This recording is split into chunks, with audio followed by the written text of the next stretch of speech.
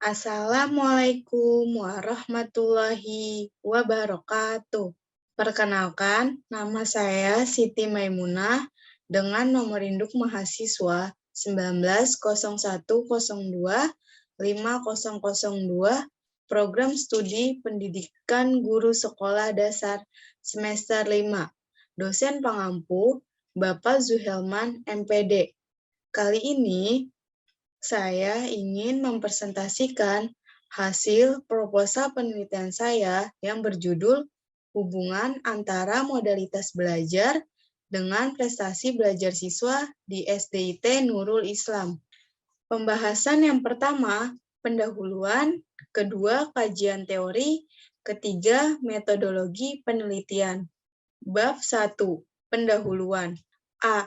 Latar belakang masalah. Hubungan antara modalitas belajar dan prestasi belajar terlihat bahwa dengan modalitas belajar yang diterapkan dengan sesuai akan mempermudah peserta didik untuk memperoleh prestasi yang tinggi. Sehingga seiring dengan waktu modalitas belajar ini akan menciptakan kualitas pembelajaran yang baik. Berdasarkan latar belakang tersebut, peneliti tertarik untuk melakukan penelitian dengan judul Hubungan antara modalitas belajar dengan prestasi belajar siswa atau studi kasus siswa SDIT Nurul Islam. B. Identifikasi masalah. Yang pertama, siswa dapat memahami modalitas belajar yang dimiliki. Kedua, siswa kesulitan dalam proses pembelajaran akibat modalitas belajar tidak sesuai dengan pembelajaran yang diberikan pendidik. Ketiga, prestasi belajar siswa menurun akibat modalitas belajar yang tidak sesuai. C. Batasan masalah. Yang pertama, modalitas belajar siswa kelas 4, 5, dan 6 SDIT Nurul Islam tahun ajaran 2021 sampai 2022. Kedua, prestasi belajar siswa kelas 4, 5, dan 6 SDIT Nurul Islam tahun ajaran 2021 sampai 2022. D. Rumusan masalah. Apakah terdapat hubungan antara modalitas belajar dengan prestasi siswa kelas 4, 5, dan 6 SDIT Nurul Islam tahun ajaran 2021 sampai 2022. E. Manfaat bagi peneliti. Pertama, bagi peneliti. Peneliti ini dapat menjadi acuan serta bahan masukan untuk memperluas wawasan dan ilmu pengetahuan serta pengalaman terkait modalitas belajar dan prestasi siswa. Kedua, bagi universitas. Peneliti ini dapat menjadi bahan masukan bagi universitas mengenai bagaimana hubungan antara modalitas belajar dan prestasi siswa. Ketiga, bagi SDIT Nurul Islam. Peneliti ini dapat menjadi acuan bagi SDIT Nurul Islam untuk mengembangkan dan berinovasi pada modalitas belajar akan dapat meningkatkan prestasi siswa. Bab 2. Kajian teori. A. Deskripsi teori. Yang pertama, belajar. A. Definisi belajar. Menurut Ekayani, tahun 2017, belajar merupakan sebuah teknik perubahan yang terjadi pada kepribadian seorang manusia yang akan menimbulkan perubahan berupa peningkatan terhadap kuantitas maupun kualitas manusia tersebut. Seperti contohnya, peningkatan terhadap kecerdasan, wawasan, budi pekerti, dan perspektif.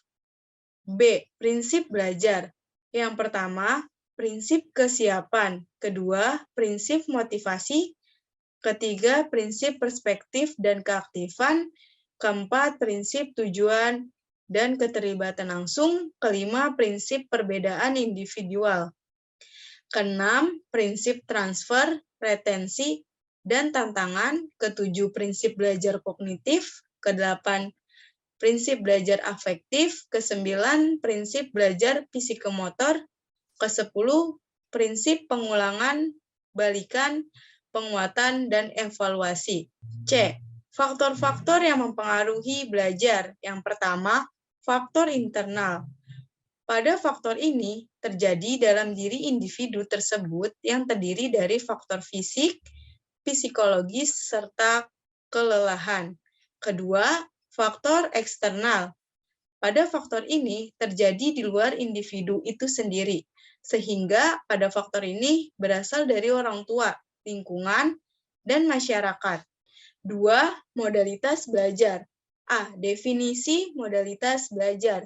Menurut Tarigan tahun 2020, modalitas belajar merupakan metode yang dimiliki suatu individu dalam menerima suatu informasi dengan memanfaatkan panca indera yang dimiliki serta karakteristik yang dimiliki agar dapat memperoleh hasil yang baik. B. Jenis-jenis modalitas belajar. Yang pertama, visual. Pada kategori ini, dalam proses belajar melibatkan panca indera mata yang dilakukan dengan mengidentifikasi, membaca, dan menyeleksi baik gambar maupun warna. Kedua, auditori. Pada kategori ini, dalam proses belajar melibatkan panca indera telinga dan mulut yang dilakukan dengan menyimak dan membaca melalui sarana surat, musik, nada, dialog, ataupun diskusi. Ketiga, kinestik. Pada kategori ini, dalam proses belajarnya melibatkan gerakan tubuh seperti koordinasi antara tubuh dengan manfaat sarana dan prasarana yang ada. Ciri-ciri modalitas belajar. Yang pertama, modalitas visual memiliki karakteristik. Yang pertama, teratur dan rapi. Kedua, kemampuan bicara yang cepat. Ketiga, memiliki rencana dengan jangka yang sesuai. Kedua, modalitas belajar auditorial memiliki karakteristik. Yang pertama, seringkali berbicara sendiri. Kedua, mudah terganggu oleh kebisingan di sekitar. Ketiga, ketika bicara terdapat irama. Ketiga, modalitas belajar kinestik memiliki karakteristik. Yang pertama, menyukai pergerakan. Kedua, berorientasi pada fisik. Yang ketiga, menyentuh seseorang agar memperoleh perhatian. D. Faktor yang mempengaruhi modalitas belajar.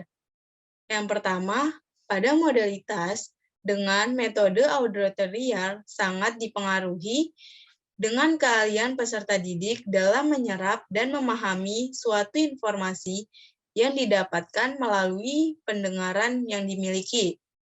Kedua, pada modalitas dengan metode visual sangat dipengaruhi dengan keahlian peserta didik dalam memanfaatkan penglihatannya untuk menyimpan dan mengingat informasi yang diperoleh.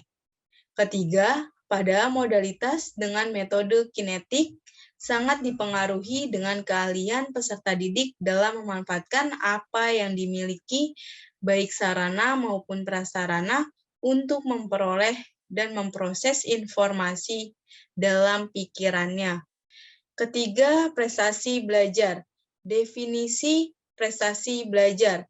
Menurut Azhar, tahun 2016, prestasi belajar diartikan sebagai hasil dari usaha yang dimiliki oleh pembelajar melalui proses pembelajaran dan pengajaran yang terdiri dari pengetahuan, pemahaman, pengaplikasian, pengidentifikasian, dan evaluasi. B. Hasil penelitian yang relevan. Nomor 1, judul dan tahun perbedaan prestasi belajar pembelajaran yang diajar dengan menggunakan problem solving dan eksponti yang memiliki modalitas belajar perbedaan tahun 2016. Penulis Imam Azhar. Metode kuantitatif, hasil pengujian data dengan menggunakan ANOVA 2 jalur diperoleh harga F sebesar 22,34 dan taraf signifikasi 0,00 karena taraf signifikasi kurang dari 0,05, maka HO ditolak dan berarti HA diterima.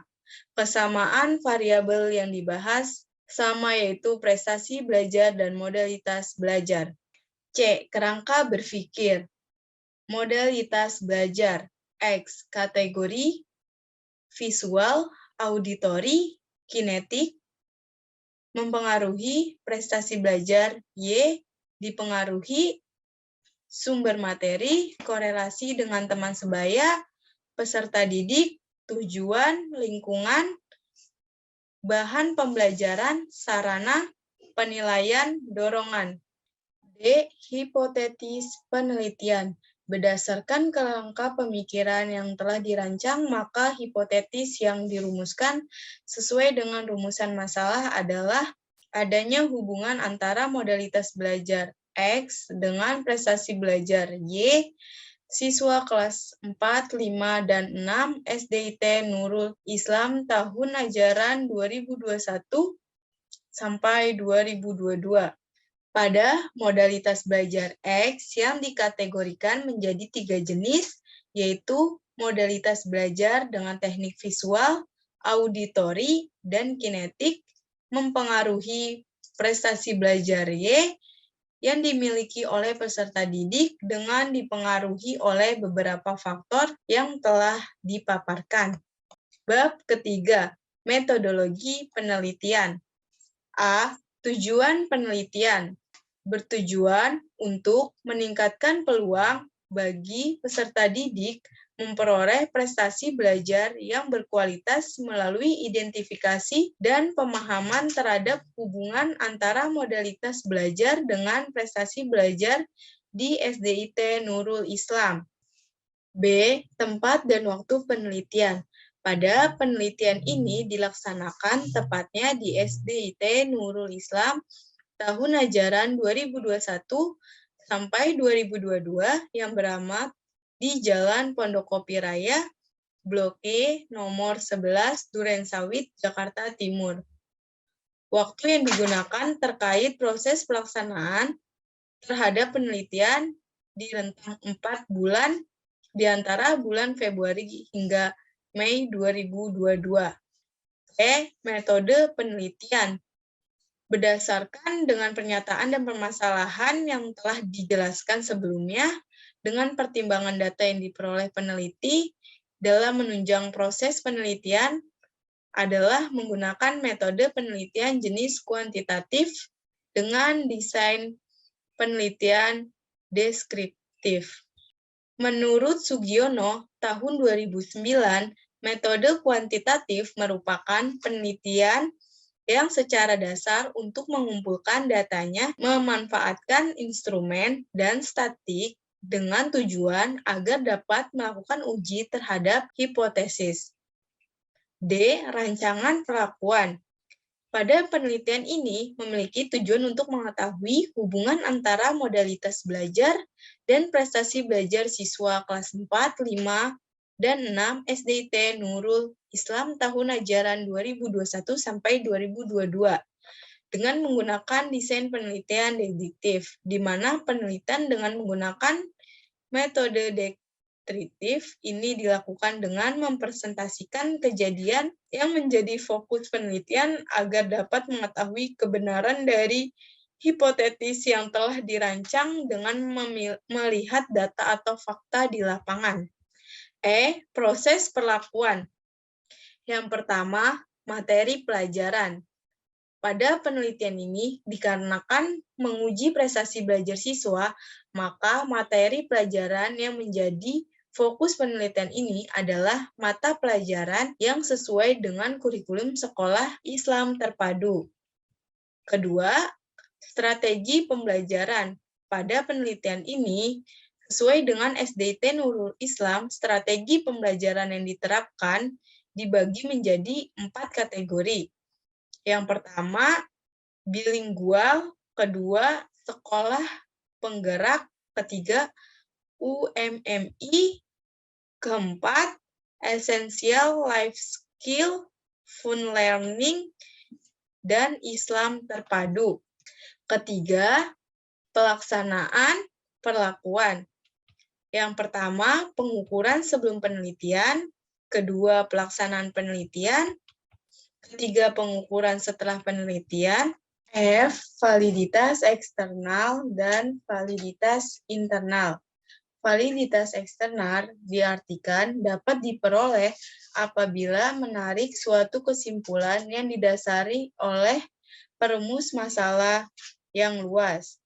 Kedua, validitas internal diartikan sebagai kesinambungan antara penemuan penelitian yang digenerasikan melampaui permasalahan yang digunakan dalam penelitian. G, populasi dan sampel penelitian. Pertama, populasi. Populasi merupakan keseluruhan dari subjek yang telah ditentukan dalam penelitian yang dilakukan apabila peneliti ingin mengkaji seluruh aspek yang terdapat dalam wilayah tersebut. Kedua, sampel merupakan komponen nyata yang dikaji secara representatif agar dapat mendistribusi populasi terkait kuantitas dan karakteristiknya. Ketiga, teknik pengambilan sampel. Keempat, ukuran sampel. H, teknik pengumpulan data. Yang pertama, instrumen variabel terikat. Kedua, instrumen variabel bebas. I, teknik analisis data. Yang pertama, uji persyaratan analisis data. Kedua, hipotesis statistika. Sekian pemaparan materi dari saya. Kurang lebihnya mohon dimaafkan. Semoga bermanfaat. Wassalamualaikum warahmatullahi wabarakatuh.